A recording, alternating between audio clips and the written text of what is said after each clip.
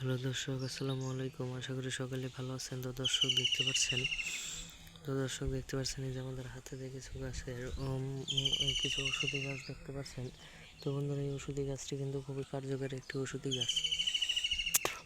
তো বন্ধুরা, এই ওষুধি গাছটি আপনারা যদি কোথাও দেখতে পারেন, কিংবা এই গাছটি আপনারা রাস্তার আশেপাশে কিংবা পতিত ক্ষেতের আশেপাশে কিন্তু পেয়ে যাবেন।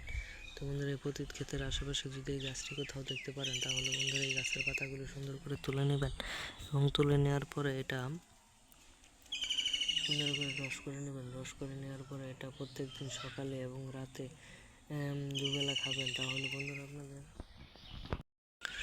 দর্শক, এই গাছের পাতাটি কিন্তু নাম হচ্ছে ধানকুনি গাছের পাতা।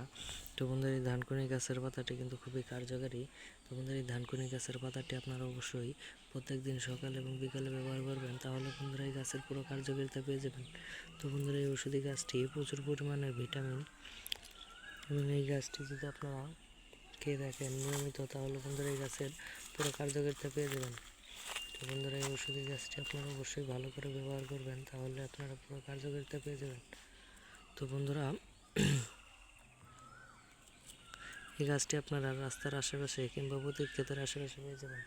তো বন্ধুরা, আমাদের ভিডিওটি যদি আপনাদের একটু ভালো লেগে থাকে, তাহলে অবশ্যই চ্যানেলটি সাবস্ক্রাইব করে দেবেন, ভিডিওটিতে একটি লাইক করে দেবেন। ধন্যবাদ সকলকে, সকলে ভালো থাকবেন। আসসালামু আলাইকুম।